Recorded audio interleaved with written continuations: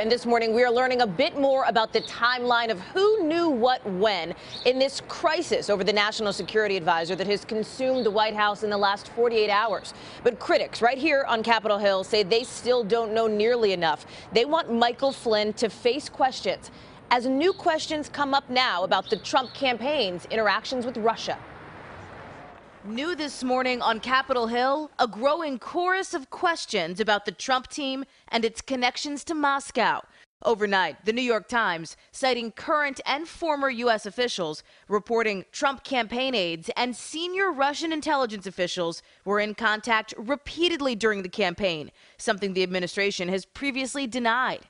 The Times also suggesting the communications were uncovered at the same time accusations that Russia was meddling in the presidential election began to surface.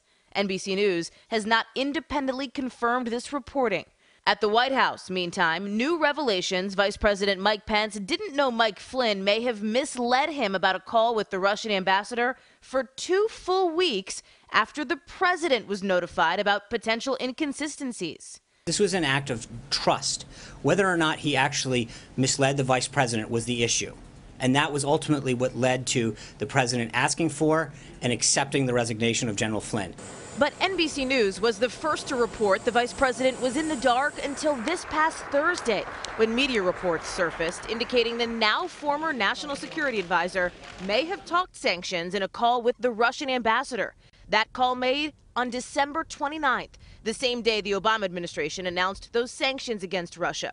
The next day, Russian leader Vladimir Putin said he wouldn't retaliate. President Trump praising Putin, tweeting, "Great move. I always knew he was very smart." 2 weeks later, Vice President Pence very publicly denied the call between Flynn and the ambassador was about sanctions. It was strictly coincidental that they had a conversation. Nearly 2 weeks after that, the White House says, the president's team was told by the Justice Department Flynn may not have told the truth about those discussions.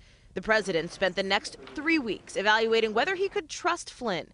3 weeks in which Flynn sat in on meeting after meeting, even delivering a stern warning to Iran. As of today, we are officially putting Iran on notice. As concerns grew, a senior administration official tells NBC News the White House started distancing itself from Flynn by bringing in other top advisors to handle key duties.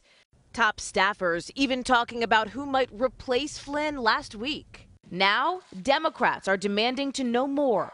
The president learned weeks ago that his national security advisor, not some low-level federal employee, his national security advisor had lied. And that lie was conveyed to the American people. And you know what? They were okay with that.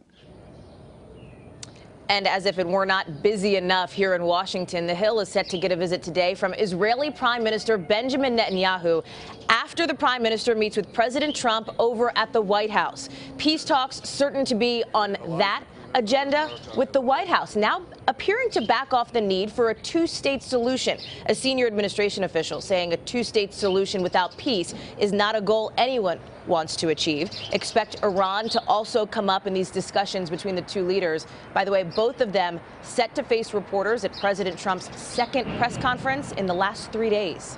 Matt? All right, Hallie Jackson. Hallie, thanks so much. Hello, Today fans. Thanks for checking out our YouTube channel. Subscribe by clicking that button down there and click on any of the videos over here to watch the latest interviews, show highlights, and digital exclusives.